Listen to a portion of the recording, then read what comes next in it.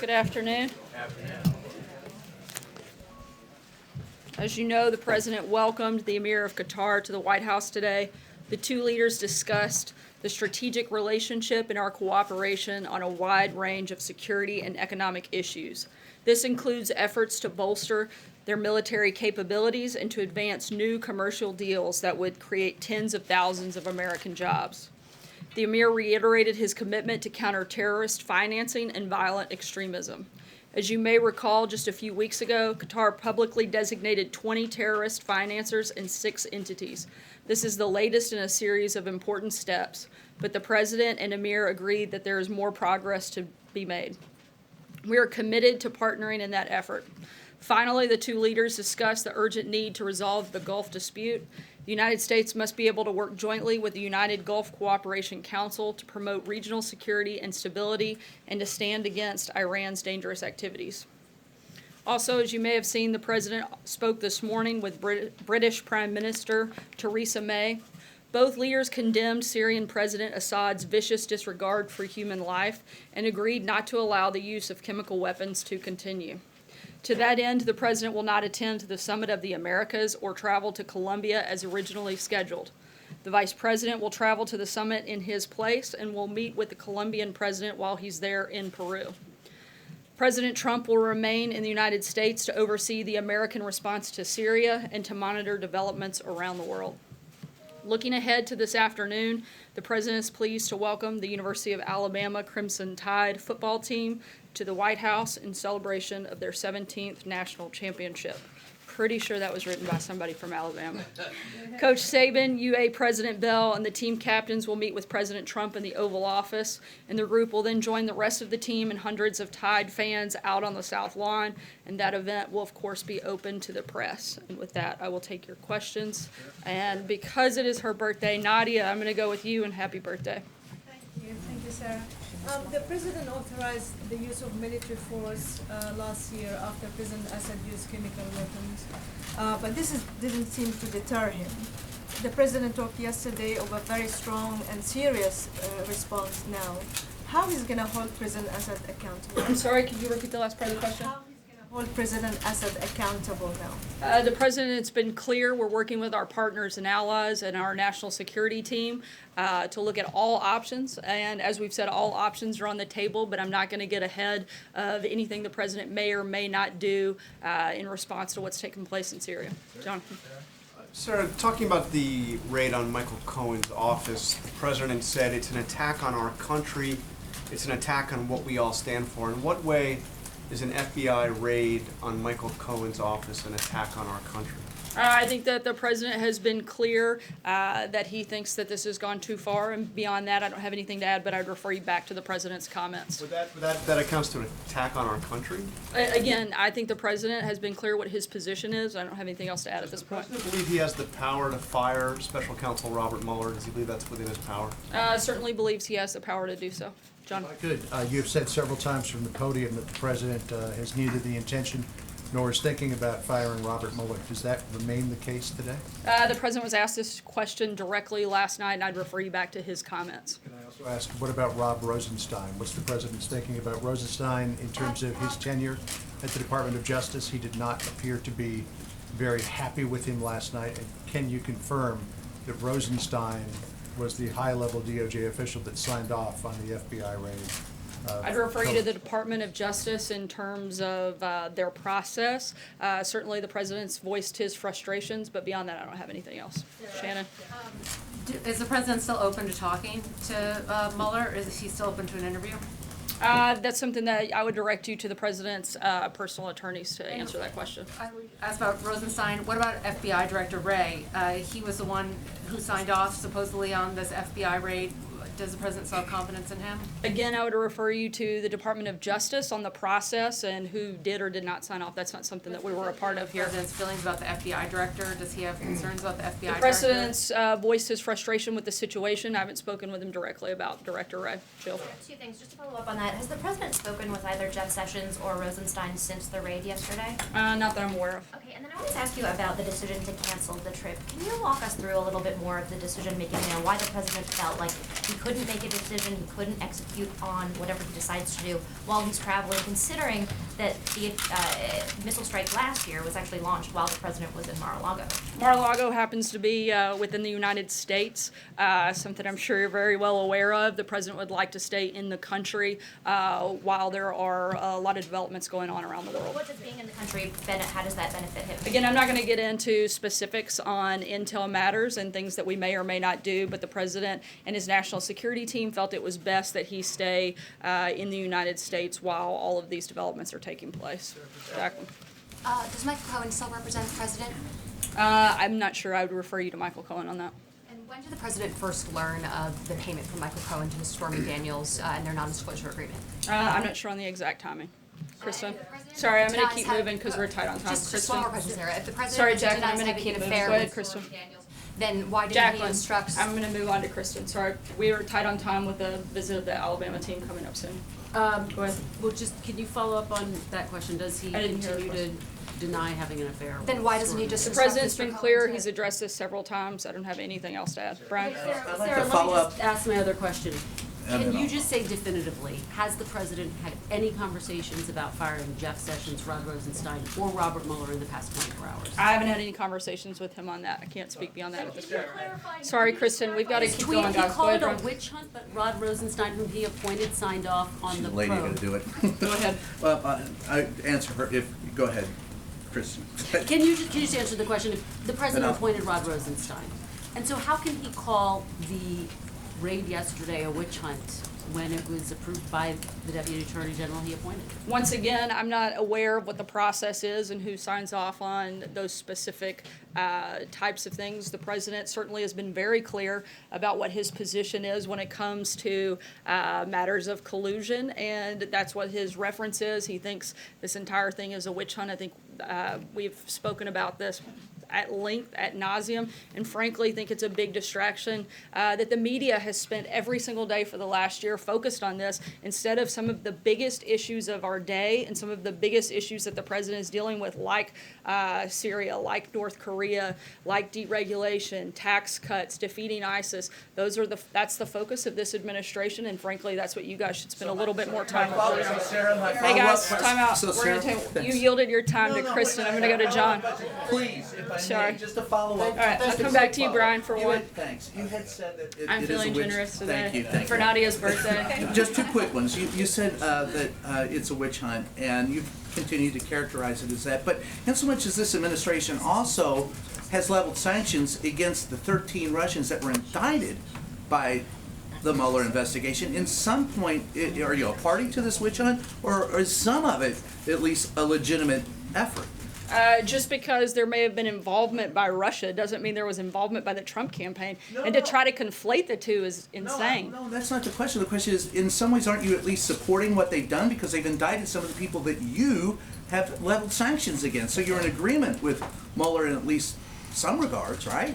We've been outspoken on a number of occasions that we think that Russia was involved in election meddling, and we've taken actions because of that. But that has nothing to do with whether or not the president and his campaign had anything to do with that. That wasn't my, and then my. I'm not. Sorry, I'm going to keep moving. John, I called on John before. Guys, one at a time. Go ahead, John. Thanks a lot, Sarah. Sorry, right here. Thanks a lot, Sarah. What Kind is of the crazy today. what is the nature of the president's relationship right now with Attorney General Jeff Sessions? He really voices his pleasure with him last evening in his remarks. Is it a good relationship? Does he risk being fired right now? I think the president was pretty clear about his frustrations when he spoke about that last night. Michael? One other one, real quick, Sarah, if you don't mind. It's about the EPA administrator, Mr. Pruitt. If it turns out that he lied in the interview that he gave with Fox News, my colleague Ed Henry, would that be problematic for him in terms of holding on to his job? I'm not going to get into hypothetical situations, but certainly the president would expect all members of his cabinet to be honest and certainly open with the public. Michael? So the president last night seemed to combine his reaction to the Russia investigation, which we've heard him say before, and this new investigation that has grown out of the raids in New York of his attorney. Does he view that as one and the same? investigation? In other words, does he think that's all kind of under the umbrella of the special counsel, or does he view the Russia investigation as separate from the probe into the payments by these women that is apparently being conducted by the U.S. Attorney's Office in New York? I think certainly that they are separate investigations, but I think that publicly they have been conflated quite a bit. Steve? Yes, Sarah. Does the United States expect that in a response to the Syria chemical weapons attack that other nations will join in? Specifically, we're seeing indications from France and the Saudis that they may also take military action. We've had a number of conversations, both the president with President Macron, Prime Minister May, and at various other levels, not just with those countries, but others at an administration level. And we're going to continue to work with a number of our partners and allies as we determine what the next best steps are. April? Sarah, 2 questions. The president said yesterday he was compliant. They turned over 1 million documents. If he was compliant with these investigations, why was there a search warrant needed? This doesn't have anything to do with the president, and I would refer you to Michael Cohen and his attorney. When it comes to matters of the special counsel and dealings with the president, we've been fully cooperative. Okay, and the next question. With all of this turmoil, particularly this last week, has the president at any time thought about stepping down before or now? No, and I think that's an absolutely ridiculous question. Not ridiculous. I gave you It's 2 not questions, ridiculous. April. We're moving on. Jordan, go ahead. It's not ridiculous. Jordan, go Thanks, ahead. Sarah. Did the National Security Advisor John Bolton force Tom Bossert out of his job? I'm not going to get into specific details about the ongoings of personnel, but I can tell you that he resigned. The president feels he's done a great job and wishes him the best as he moves forward. Jim? Sarah, the president tweeted favorably today about some of the promises that President Xi has made toward instituting some market reforms in China, but he's said this before.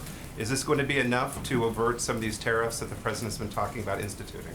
Certainly, we are encouraged by President Xi's words and his kind words, but at the same time, we want to see concrete actions from China, and we're going to continue moving forward in the process and in the negotiations until those happen. Pamela? Has the president spoken with Michael Cohen since the raids? Not that I'm aware of. And can I just ask you, you said that he believes, he views this as sort of crossing the line. Can you explain a little bit more why these raids on his personal attorney is viewed by the president as crossing the line? I don't have anything else to add on that front right now. Right here from the front. Something you said earlier. You said the president believes he has the power to fire Robert Mueller because usually most legal experts believe that he would have to order Deputy Attorney General Rod Rosenstein to fire Mueller, and Rosenstein could, of course, refuse. I know a number of individuals in the legal community, and including at the Department of Justice, said he has the power to do so, but I don't have any further announcements on. They said that it is. They told me, I've asked. They've said that it's Rod Rosenstein oversees special counsel, and only he has the power to fire the special counsel. Again, we've been advised that the president certainly has the power to make that decision. I can't go anything beyond that. Dave? The British government said they're still looking for confirmation that Assad used chemical weapons last weekend. Is the president still looking for confirmation of that? I can't get into specific classified information, but I can tell you we feel confident in the comments that we've made up until this point. John? Thank you, Sarah. 2 questions with brevity on Ambassador Bolton. With the resignation. We'll believe it when we see it, right? Resignations of Michael Anton and now Tom Bossert, can we expect any other changes of personnel in his family? I don't have any other personnel announcements to make at this time, but we'll The certainly other keep you guys question, posted. right. A year ago, Ambassador Bolton was highly critical in op-ed pages about U.S. involvement with the World Bank and the International Monetary Fund. With the World Bank IMF meeting coming up within a matter of 2 weeks, is his position going to affect U.S. support for either institution? I don't have any policy changes on that front at this time and don't expect any on that front. Francesca? Thank you, Sarah. Yesterday, President Trump said something very interesting about Syria.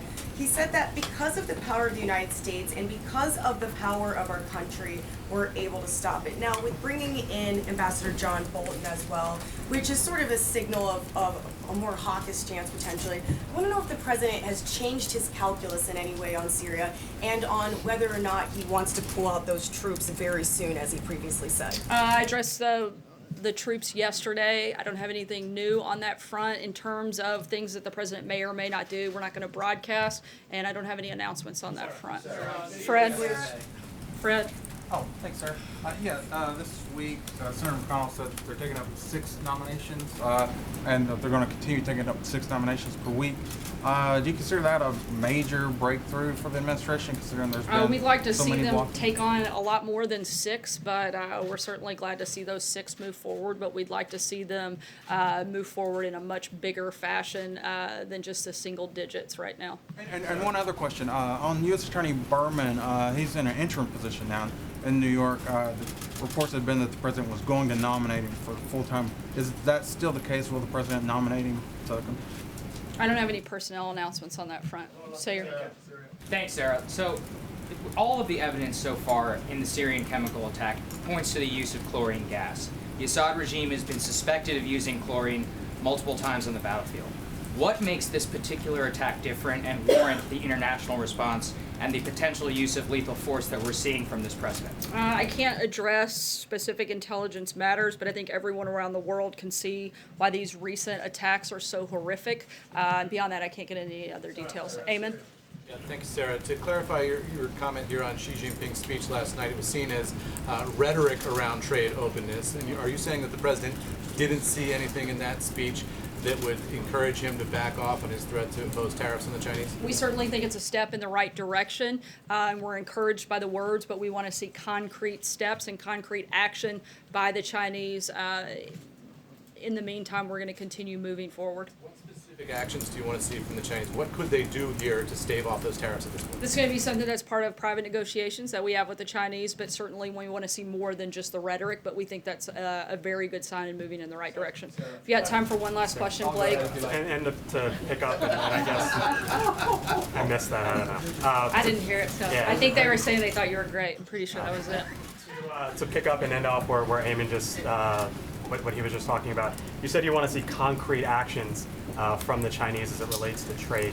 Do you feel that there will actually be at some point concrete actions, or is all of this right now hope and talk and maybe Again, we certainly hope so. We think this is an encouraging step in the right direction, but at the same time, we're going to continue moving forward in the actions that the president has announced, and hopeful that we see something come out of the Chinese government.